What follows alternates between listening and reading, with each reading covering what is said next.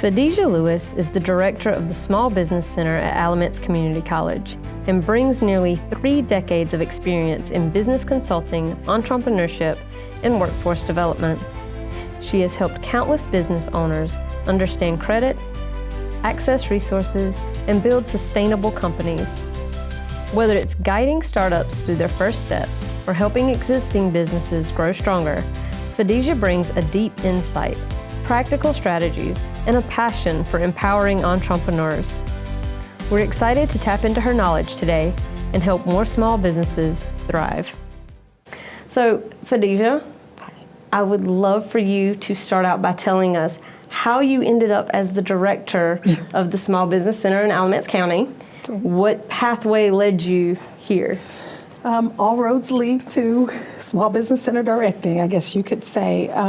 For me, I have about a 30-year career of doing different things that are all business related and all revolve around being a business consultant or advisor of some sort. And so 15 of those years I spent with a company doing business credit.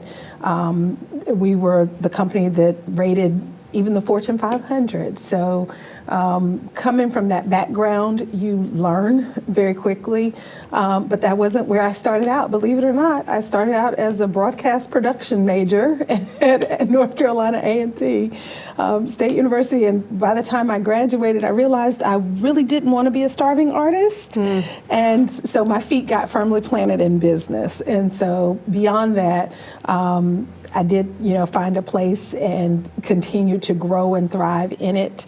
My first job was actually when I was in high school. It was a commission-based job, so business literally kind of came to me from that perspective. So as I continued to grow and see how things could be, that's what led me into the business arena to begin with. So from there, I kind of began to see workforce development. I ended up in because of a transition that happened with the company that I had been with for 15 years and had worked my way up. And so after that, I went to the public sector. And so finding my way to the public sector through workforce development, I found that I was doing a lot of business advising. And when I learned of this opportunity, it was presented, and I said, yes, I think it'll be a great fit for me. So that's what happened. So you see small businesses day in and day out. Yes.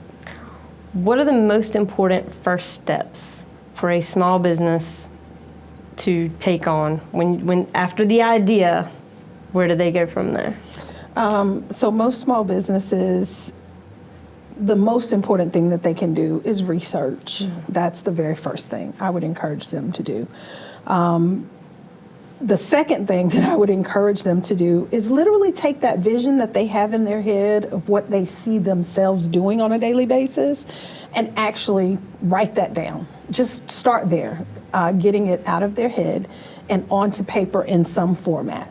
From there, we can develop other things, but that would be the first 2 steps that I would tell them to take. And then the third one is kind of assess the market around them. Find out whether or not what they're interested in doing, is there an actual need for it, or is there a need for a better version of it? And so that's kind of the beginning phases of that market analysis that they're going to need later on. But just having a good concept of, is this the right thing that I should be doing? And that's the other part of it. Do I really want to be an entrepreneur? Or do I want to be a business owner? Or do I just want to have more self-direction in my workload daily?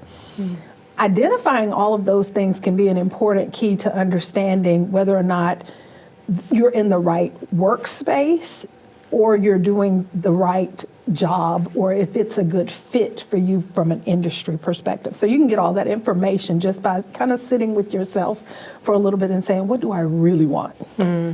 So the process of putting it down on paper, that is, the purpose of that is to look at what your your actual goals are? Is that where we're going with that, or eventually? Is it, but okay. Initially, what you want to do is kind of design what your vision is for what you will be doing on a daily basis. How do you see your role in the business? Because not always is the owner going to be the person managing the business. Sometimes the owner may be the chef. Sometimes the owner might be the chief, of a business, but does not have day-to-day authority in that business. So people can take on different roles in their own company, and they have a choice as to what that role will be. But the first thing they have to understand is what is this company about? What does it mean for me? And if I'm going into this business, what role do I see myself in on a daily basis? So that's the basis of it, just getting it out of their head. And sometimes they'll have a really good idea, but they haven't put meat on it yet. So it hasn't been fleshed out. And we need to help them do that. Right. But just by virtue of writing it down, it kind of brings it to life a little bit for them. So maybe seeing things that they wouldn't have seen had they not written it Right. down. Right. Okay. What separates, like I said, you've seen small businesses, you've seen them fail, you've seen them succeed. What separates, is there a common denominator that separates the successes from the failures? The biggest common denominator that I see is probably the network around them, the people that they surround themselves with. And this can take on different forms. So it can be mentors, it could be advisors, it could be coaches, it could be formal or informal. Even if you're working on a job currently and you have a supervisor, what type of role or relationship do you have with that individual? And how you respond to certain authority figures. So it could be a lot of different people in your life, but then add to that the people that you need, because being a solopreneur doesn't mean that you're in a silo. So you need other people to help you succeed. So how you network, how you engage other business owners, how you participate in associations, getting into the community, just being a part of wherever you live, work, and play.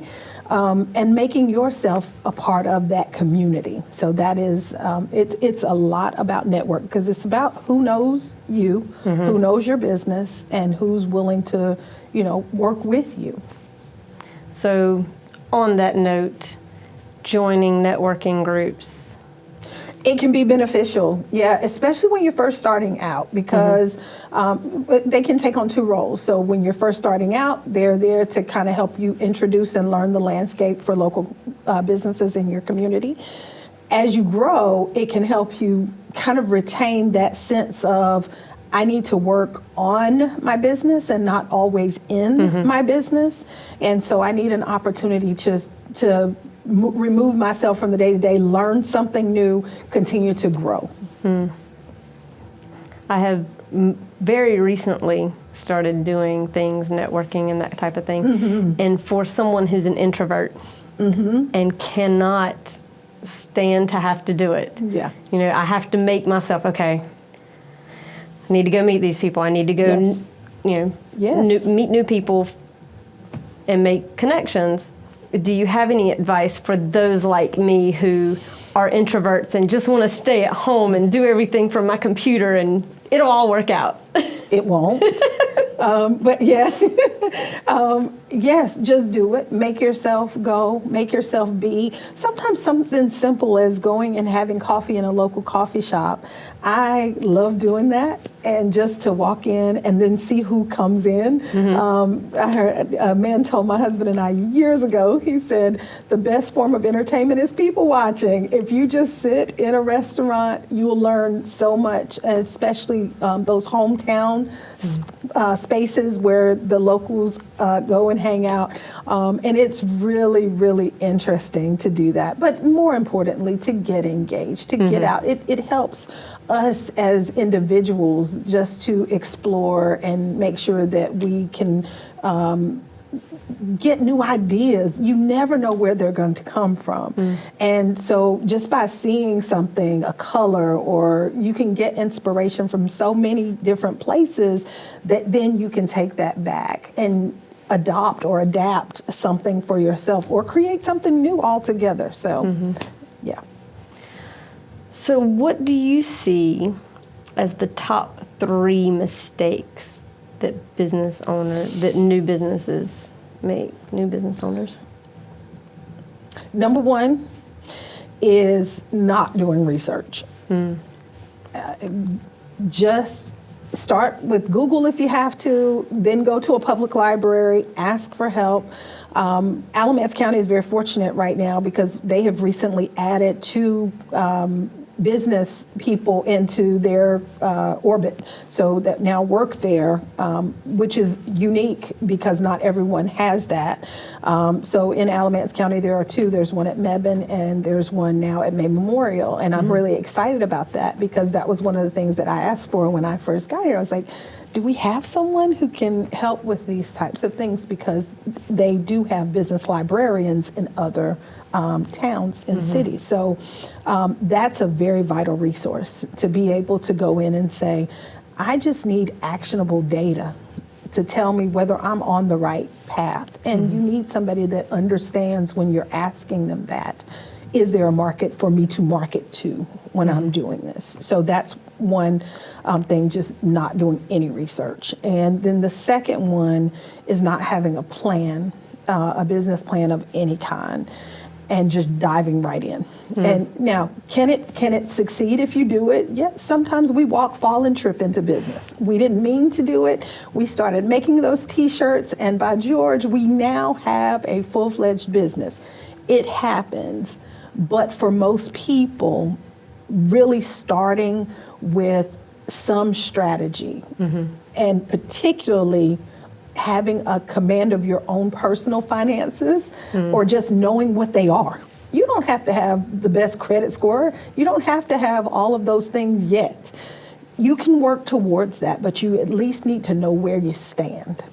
And so being able to look at a financial strategy or put one together, being able to have a marketing strategy, all of that is in your business plan.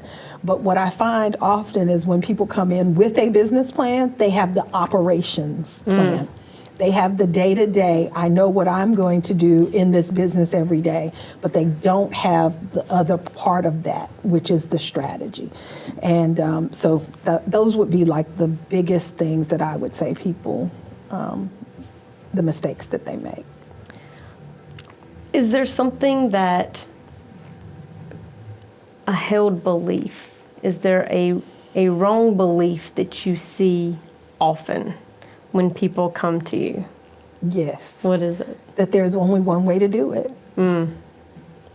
That is, can you tell me how to start a business the right way? We offer that class, right? Yes, there are some steps that you need to do, but really there's about 4 steps that once you do these 4 things, you've kind of set up a business. And then the next 4 things are really you operating that business, opening that business, and doing, the types of business that you're into.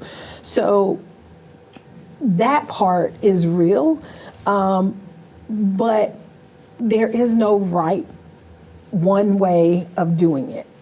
It's going to be as unique as your fingerprint. Every single business is going to be different. So. What are those 4 main things? Oh, well, the listeners are going to want to know. They're going to want to know. Come see me. Yes. No. So aside from, writing a business plan, and that's kind of the foundation, so it runs under everything. But basically, once they apply for whatever type of business they are going to have, as long as they're credentialed and, to have those types of businesses, they now can go and apply for a name, and registration with the Secretary of State, choosing whatever legal structure they deem necessary. They'll request an EIN number register through irs.gov. They'll look at, they also, when they're doing that, they need to contact NCDOR so they can get set up there as well.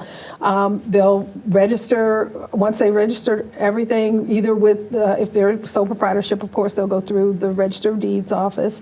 And then from there, they've got to start a banking, bank account. And so those are kind of the four things right there that says I'm ready.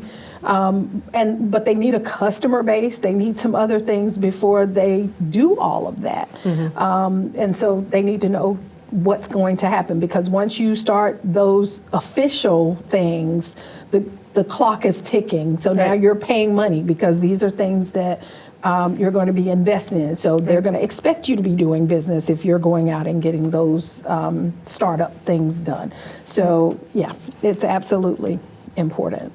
So you said come see you, which I think the small business centers here in North Carolina, and then there's another organization that's similar, and then there's SCORE. I think these resources are extremely underused. Yes. Can you tell us more about what the small business centers in North Carolina do? All the things now. All the things now. There are so many, but let's get back to the fundamental reason that we exist. So first of all, the North Carolina Small Business Center Network was started, it's been 40 years ago now, in 1984, when it was originated, and it was written in by the General Assembly. The whole purpose is so that we can help to create business success so that these companies can thrive and create more jobs and develop the workforce in North Carolina. North Carolina actually not just in North Carolina, but particularly here, 99.6% of all businesses are small businesses. And it's something to the tune of about 45 to 46% of the workforce works in a small business. Wow. The majority of whom have less than 25 employees.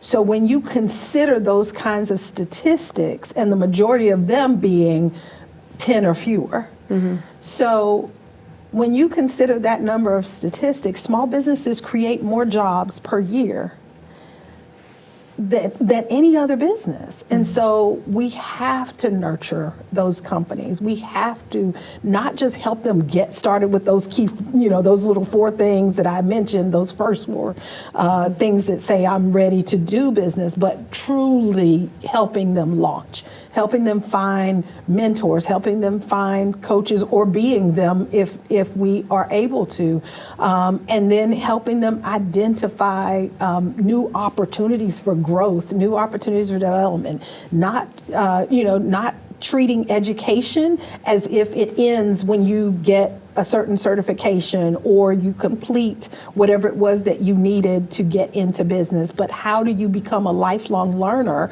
and then utilize things like your local community college to be there for you throughout that whole thing, and not just you, but your employees, your families, things like that. So we have to figure out our partners in everything that we're doing. So that's something that I encourage. But it would take a list, literally, of the kinds of things that we do to support businesses, from helping them identify what it means to write a business plan and what goes into it, to helping them understand, what do grants mean, and what does it mean to look for funding or funders of some sort. So we do a lot. We do a lot. Even as companies look to transition, North Carolina has the employee stock optional stock purchasing program for employees. So you can convert your business from being a sole proprietorship or a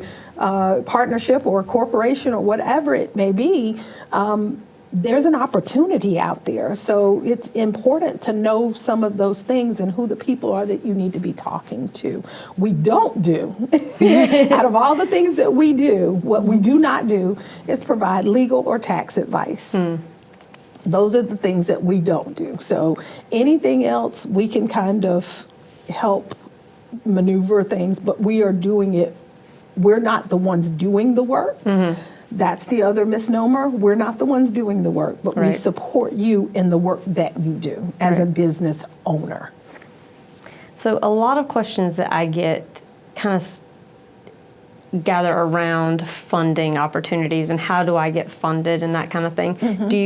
What kind of help can you guys offer in that realm? So we can start the ball rolling to help you figure out what information should I be gathering as I'm looking into what I'm going to need to get this business off the ground, and or to keep it afloat at times, because we know some people go into business bootstrapping, and that is a common thing to do. Also, one of the things I don't recommend as your first choice, I recommend having a strategy first. And if you need to bootstrap, definitely, but have a strategy around it so that you don't get in over your head to start. But what you can do is come to the Small Business Center. We can discuss putting together a loan package, and we can also refer you to local banks or community development funds. We can kind of start to see who do you need to be talking to based on what it is that you're going to do. But no matter what you do, you're going to need that business plan, because all of the questions in every application is going to come right back to that business plan. And so whether we take a lean model approach or we take a full business approach, a traditional plan, you still need to answer the same questions. So we want to make sure that you've done that and thought that through, because it's hard to go in and ask somebody to give you, think about it. If somebody came to you and said, can you give me $5,000? You'd kind of be looking at them saying, what for what? What do you want it for? And am I going to get this money back? And so that's what lending institutions are looking to find out. In all of your time working with small businesses, do you have a favorite success story that stands out to you? Ooh. I have a few, but for confidentiality reasons, I can't discuss them all, but what I can say is one of my favorites is the person who did not know that they were doing well enough to have employees. And I always say employees are a privilege, and they just didn't realize that they were at a place where they could hire. That's a moment. Like when you realize, I'm okay. I'm making it on my own in this thing, and now I can bring other people along. That's a favorite.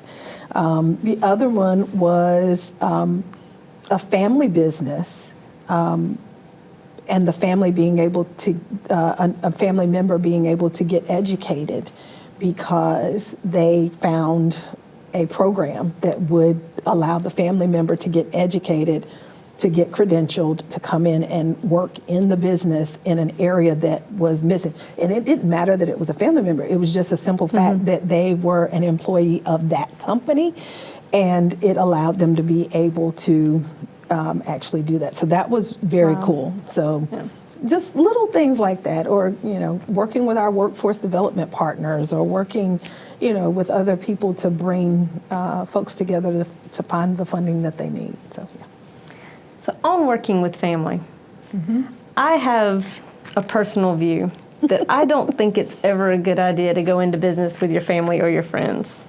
Because tensions get really tight when running a business, especially a startup.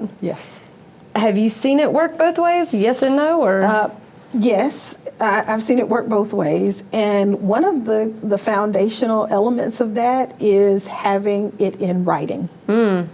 So if you're going to ask family and or friends to do any kind of business dealings with you, there should be a written agreement, not just something verbal or something that is, kind of, I thought it was this or I thought Right. it was that. But having a genuine written agreement between the two of you or however many of you, that's something that's very important, and that's something that we do actually talk about.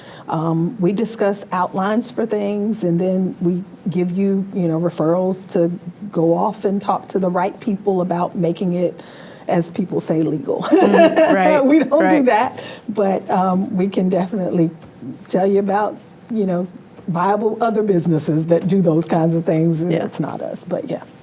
So we've talked about some successes.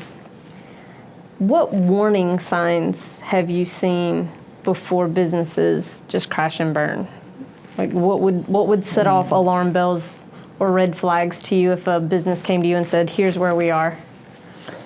I would say if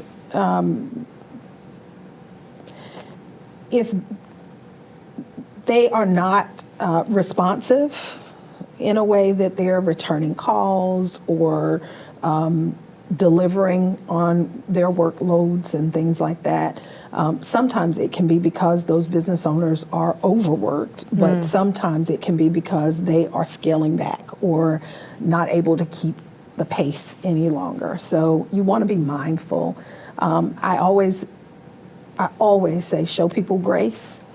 Because you don't ever know what the situation or the circumstance is. Right. But you definitely want to be mindful. If you're feeling uneasy about a situation, don't be afraid to have a conversation that at least acknowledges, is everything okay? And that's it behooves all of us to check in with each other from time to time. Is true. everything okay? Especially, we want people to utilize small businesses. We want people to work with small business owners. And at the same time, we want to be successful in what we're doing. Right. And so we push shopping local. We push, doing those kinds of things. But if you have a storefront and the storefront isn't open, that could be a warning sign that there could be, is there something going on that, perhaps we need to know how to do business differently. I will tell people, and again, it goes back to my earlier comment, there is no one right way to do business or to establish a business or to go into business. There are just some laws you need to abide by. But otherwise, there are so many different ways that you can, do things, that you can have the business that you want and the way that you want it. You can have a work-life balance. There's nothing wrong with that. But you have to set those expectations, and then you have to honor them. Mm-hmm. So, is there a common myth about small businesses or starting a small business that you just want to put to bed? You've heard it so many times and you're like, I'm done. Let's put this myth to bed now. This is not true. Other than there's only one way to do it, I would probably say sometimes there's a misconception that just because I am something that I automatically qualify for something. And that's a little tricky because people will say, I know there's got to be a grant out there to help me start this business. And there might be a grant out there somewhere that will help you start a business, but you've got to have a little bit more information than that. And know where those things are. And I'm not saying that they don't exist. They are few and far between, and a challenge to get to sometimes. So you have to know more than someone said I was a woman in minority-owned business, so I should be able to do X.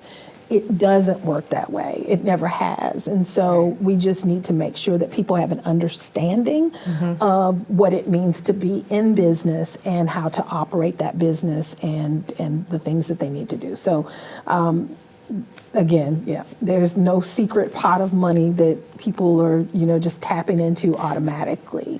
That's definitely a myth. I remember many years ago there was a book that was very highly touted on the TV before everybody was watching shows on the internet mainly, that, oh, this is how you get free money from the government. So that's not real.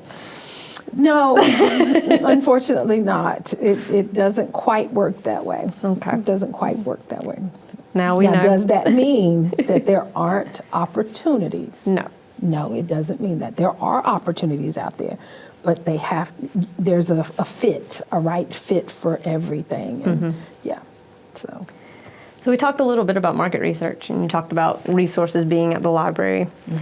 If I am just starting out, I have an idea, I want to figure out if I have a market. One of the hardest things for me before I was educated was I couldn't figure out what to do market research. They said, do market research, do market research. And I'm like, I don't understand what market research is. How do I know? And I did go to the library and I found out, well, this industry is this big. Well, what does that mean? What percentage of that market am I going to be able to take advantage of? Can you give any type of guidance on how to start out doing your market research? Yeah, well, you hit the nail on the head with the starting point. I would honestly, an even better form of market research is to literally find 30 people that need what you think you want to provide. Start there.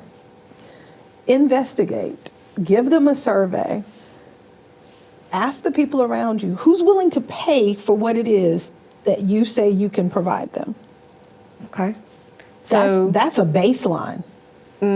Type up a survey and go stand on the corner at the mall. At the library. You want to target your customer. Right. You want it to be the customer. So if you have something that is, if you asked me what one of the biggest mistakes people make is, I'll go back and I'll add this, is thinking everybody is my customer. That's a huge mistake. So you need to make sure you identify your target market. Now, once you have that target market, you are then uniquely positioned to address people who fit that demographic. And there is nothing wrong with knowing who is your target audience, because certain people are going to gravitate towards certain things. It's because they like it. And so if that is the case, if I'm starting a nanny service, I need to be talking to people who have children. Right. So I need to know what that looks like and what it is that they are interested in. What are they trying to accomplish? What kind of hours would they be expecting me to, to keep? Are they going to, am I going to be available if they had to work a late night, or if they were going to be an overnight trip? Would I be able to be an overnight caregiver? So those are kinds of things you want to know. So. Likewise, you don't have to go to them and say, hey, I'm getting ready to open a company. Do you want to? No, I just want your thoughts about what is happening. And I love informal surveys, the kinds where you just talk to your friends and your family and you start to see what their thoughts are without telling them what you're thinking about doing, but just saying, hey, what do you think about this? Have you heard anything about it? And give them an opportunity. That's an informal survey. Your peer groups, your people around you that you work with, and say, what would you do if you had this? How would your life be better? And then listen for the things that they complain about. The things that you keep hearing over and over again, because everybody wants to know what's the best business to start right now. If you keep hearing something over and over again, how can I change that? Right. How can I do something different that will help them, if that's what your goal is? What is that pain point? Right. So we talked about our market research. Another thing I've heard about pre-launching things or pre-orders or sign up for the wait list type thing for online businesses to launch. But I don't think a lot of people understand the importance of narrowing your target market down. I have seen so many businesses that are trying to be everything to everyone, and they don't have a focus. No. and they feel scattered to me, I can only imagine how they feel as the business owner. Right. What strategies do you recommend for somebody who's trying to grow their customer base on a budget? I know marketing is very important, and you should have a marketing strategy. If you are on a limited budget, what opportunities do we have? You become your brand. You become the identity of your company if you're on a limited budget. And so whatever you do, you need to be consistent at it, is the best advice I've received and can give about staying connected with your markets. So I would encourage people to, if they are going to be that, then they need to be in anything and everything that SBC is offering on marketing, and that not just local SBC, but anywhere across the state. If there are virtual classes, jump on, see what they're talking about, new trends or new tips for content creation, AI generation, so that you are not doing it alone. Get an AI assistant if you need to. Just learn not to put personal or private information in there. But certainly you can have an AI assistant. And so there are so many things that you can do that it becomes important that you use the resources that are truly available to you, so that you can get the word out, continue to market, continue to identify ways that you can create new content for your websites, your social media. Don't leave things static and stale. You have to continue to update and upgrade the information that you're putting out there. And you have to keep your skills sharp so that you become a subject matter content expert on certain things as well. What role do you feel like the mindset, an entrepreneurial mindset, plays in being successful? I think it plays a huge role. And one of the reasons that it plays such a huge role is because there are going to be times, I use this analogy all the time. If you've ever seen any mad scientist movie, and the old ones are the best, Frankenstein or anything like that, and you see they go in and they flip a switch on a wall, and then they flip another switch, and before you know it, all the things are firing up, and you get the sparks and you get the big boom. Being an entrepreneur means you understand what switch needs to be flipped and when. If I'm running low on something over here, I need to flip a switch over here. And having those levers to be able to move, meaning I've got multiple resources, I've got multiple revenue streams, I have multiple opportunities or channels to market my business. I have all of the things. I know they exist, and I can tap into them as I have need. I keep some pumps primed, always running. I tell everybody, if you go a day and don't see a McDonald's commercial, you might be a little concerned. If you're listening to the radio or on television or on social media, and you don't see certain things throughout the day, it would surprise you to not see them. And all of a sudden you would miss, like, we haven't seen that company or that brand in a while. Why? Because the majority of them, once they flip that marketing switch on, they never stop. And you can't stop. Even if you have all the business that you can handle, you still don't stop marketing. Right. You just have, there are other strategies that you then employ. So, have you seen any big shifts recently in small businesses and maybe trends that you think small business owners should keep an eye on? Say more words. I mean, Well, like what? You know, when we had the pandemic, that was huge. That was a huge and it shift. made a lot of changes very fast. Yeah. All of a sudden, Yes. remote meetings became the thing to do. Yeah. With things the way they are now, maybe the tariffs, maybe political climate, are there any shifts that are something to be aware of as a business owner that we should kind of be looking out for, do you think? What I will say is I don't advocate panicking for anybody, right? But I do also recognize, I've been around long enough to know that what happens on Wall Street today will eventually come to Main Street another day. And so what I say is, you don't want to start making just flip decisions about things, but be aware of everything.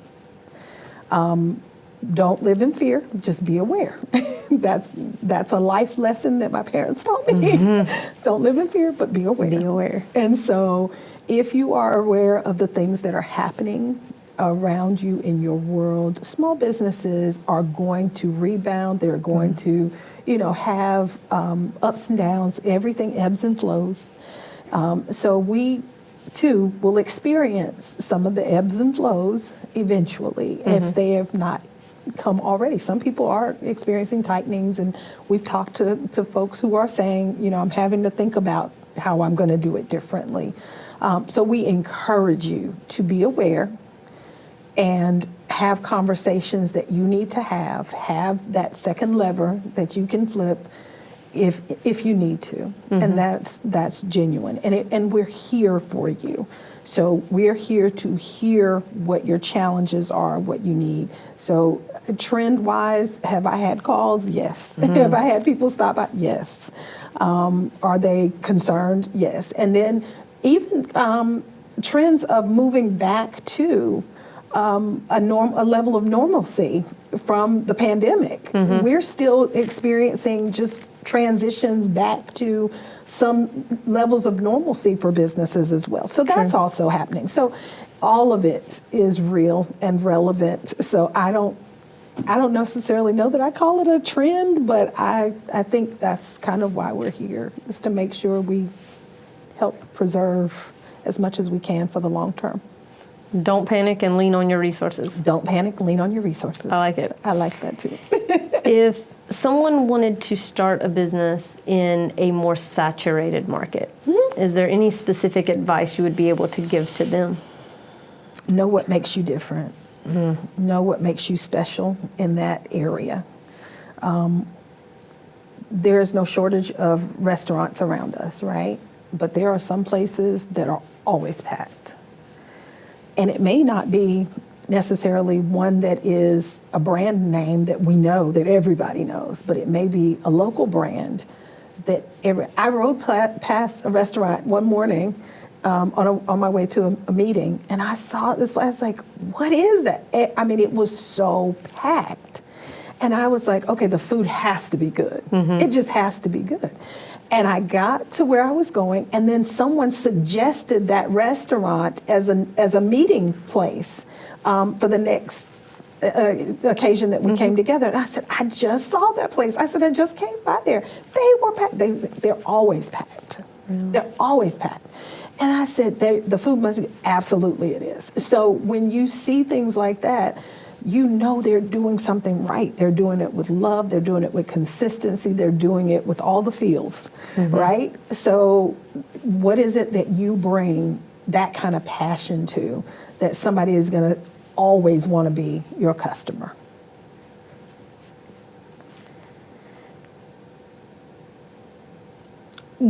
So speaking of customers, what in your experience is the best way that we can build relationships with our customers to make them want to come back?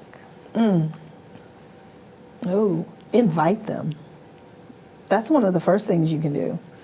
I think sometimes we forget that, just because they came the one time, that we don't have to invite them again.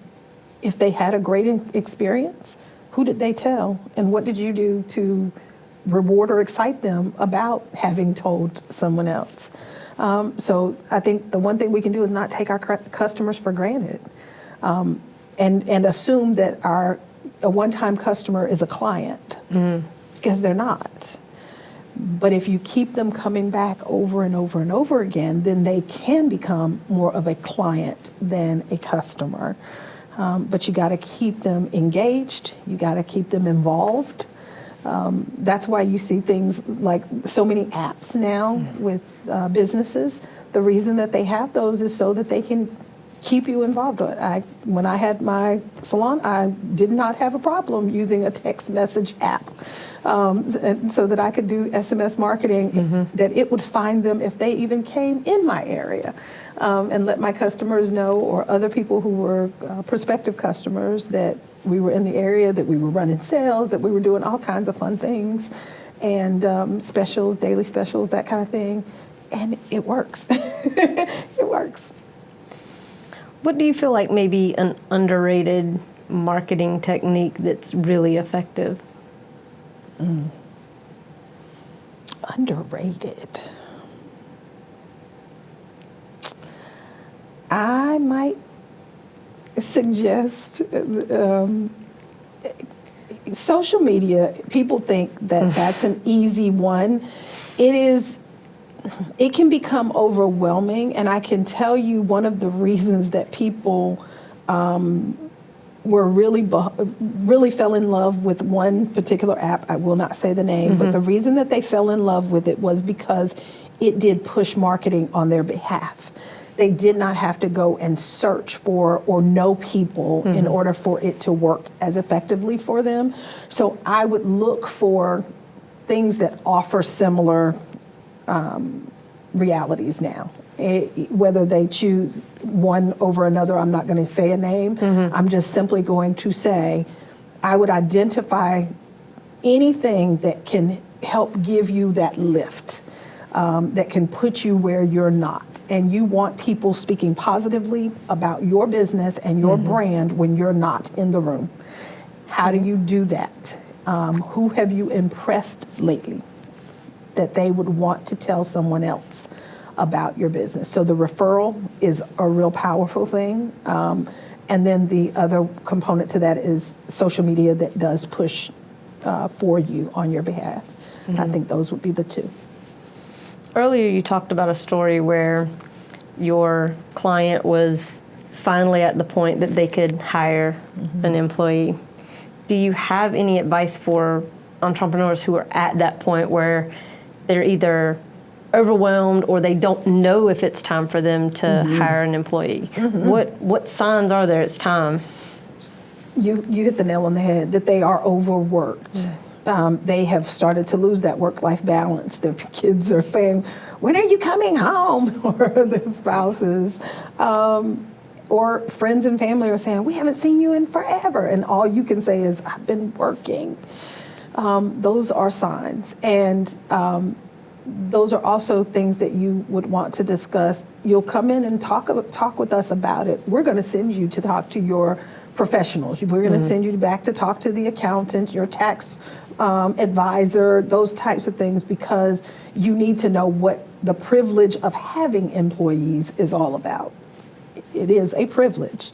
So you need to understand what it is. And we want you to get the right information, understand what your books can handle, understand maybe your pricing strategy is off.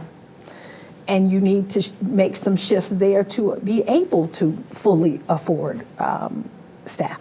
Those are kinds of conversations that we can confidentially have with you to get you at least on the right path.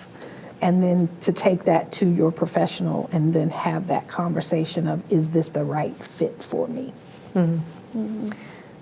So you talked earlier about getting started. There's no one way. Every business is like a fingerprint. It's all unique. Are there any systems or processes that are almost universal that need to be put in place early to start a business to keep it on track? Bookkeeping. Record keeping. So don't just throw all of your receipts in your pocket or in a box. No, don't do it. Don't do it. Yeah, bookkeeping and record keeping is important. And you say, why do you list them separately? Because one implies the financial aspect of it, but the other implies the historical nature of what you're doing when you're doing it. Having a diary of some sort that you are keeping information, even if it's one line, for the day because this is what you did. Even if it's your email, I'm really good about this. I say good, and I mean that very facetiously. But I actually utilize my emails to kind of guide me on what I've done, where I've come, what I've worked on my calendar gives me a really good vantage point of what I've done, and I may have notes in there. So small notes, just to trigger thought processes. But I can look back and say, 2 years ago, in my digital calendar or some people still like the what do you call them, day runners and planners. So it works either way. And I've even seen people who use just a desk calendar, but they tear those pages off, they fold them, and they put them so that they have all of that information that they keep for years, but it helps them. It's literally a diary of what they've done and how far they've come, what they've been able to accomplish. So that's something that I encourage people to do, is the bookkeeping and record keeping of what you've done as a business owner and are doing. So not all of them in a box. No, please don't.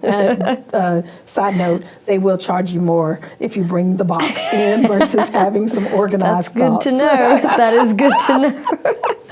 Yeah, it's going to take them more hours of work. So we've talked a lot about getting started.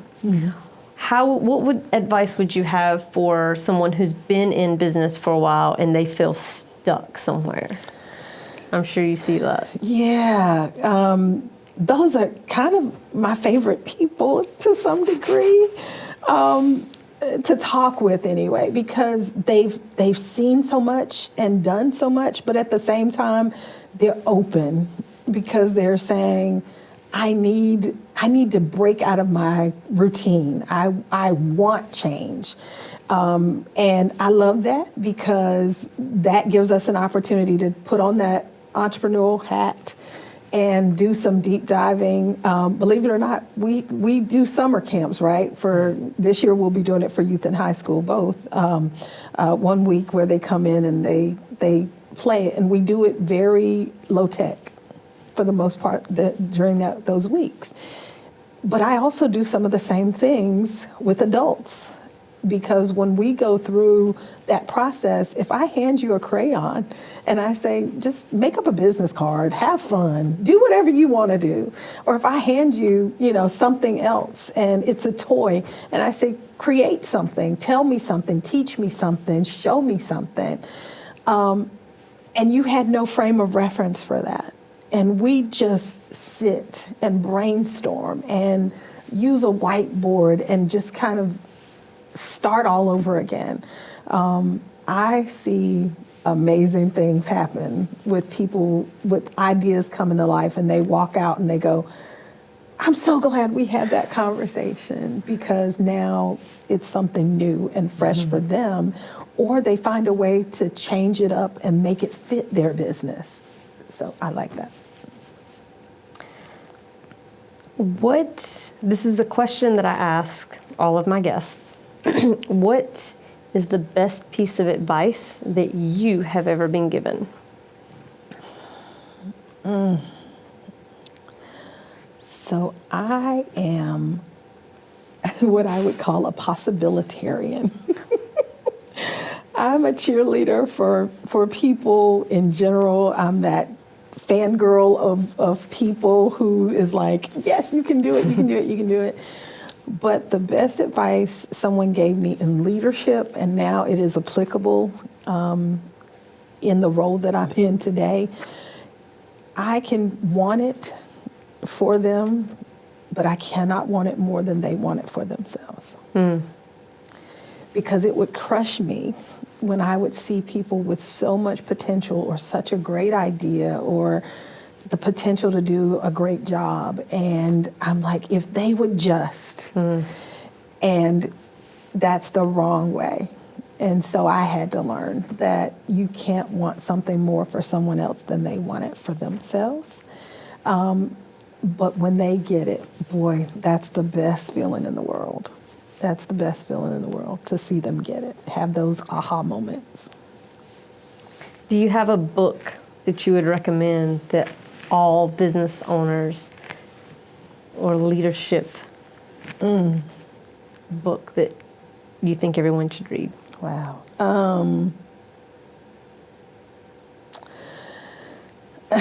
It's a small book, but it is relevant to the entrepreneurial mindset. There are two of them, actually.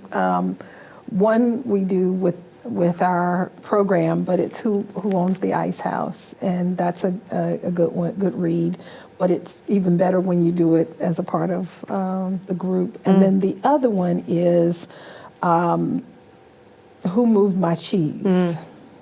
Simple little book, but that book, as short and sweet as it is, helped me kind of revolutionize my thinking about a lot of things from a business perspective. Whether you are working inside of a company or you own the company, entrepreneurship exists, and it doesn't just exist for the person who owns the business or is anticipating starting a business. That entrepreneurial spirit, it can be alive and well, in each one of us, and we take on that responsibility of nurturing that internal entrepreneur. And so I think both of those books speak directly to that. How you show up every day matters. The things that you do for the people around you, the things that you do for yourself, it matters. The way that you show up to others matters. And so I think those are two little short books, but they are really good books because they teach great life lessons. Is there any question that I have not asked you that you wish that I had asked you today? What's next at the Small Business Center, or how they get in touch with us? Well, that was on the way. Trust me, I was not going to close without that. That's the only question that I haven't asked you that you... Yeah, okay. I think so, yeah. So what is next for the Small Business Center, and how do people get in touch with you? Absolutely. So we're at ACC. We're at on the campus of Alamance Community College, and we're right here in Burlington at the Dillingham Center. And so we have our resource center there, and we welcome anyone to join us there. But if you want to find out more about what we're working on, you can always go to alamancecc.edu/SBC on the end of that, and you'll find all of the information about the Small Business Center, how to contact us, how to reach us and network with us. Our classes are listed there. Our upcoming events are listed there. So that's a great way to stay connected with what we're doing.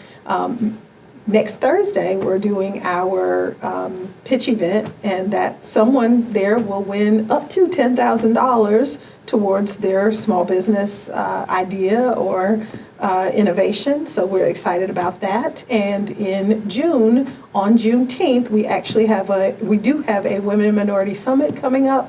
You do not have to be a woman or a minority to attend the summit. We are open to all, we serve all. And we're excited about that and bringing people together to serve all of our communities. So we're excited about that. Awesome. Thank you so much, Phydesia. I have had a pleasure having you here. Thank you so much for having me. I appreciate it.